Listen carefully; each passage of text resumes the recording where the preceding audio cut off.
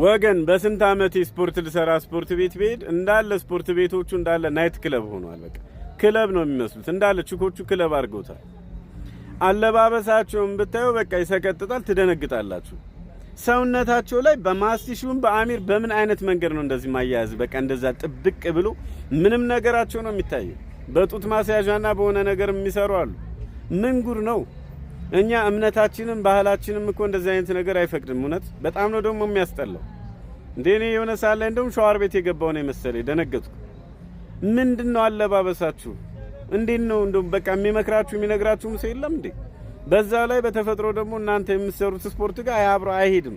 እንደዚህ ቁጭ ስትሉ ስትነሱ እንደዛ ጥብቅብቅ ያለ ልብስ ለብሳችሁ ሙሉ ሰውነታችሁ ይታያል። እንዴ ወንዶቹ እንዴት ይስሩ? ተው ወይ ደግሞ ይለይ። በቃ የሴት ለብቻው የወንድ ለብቻ ይሁን።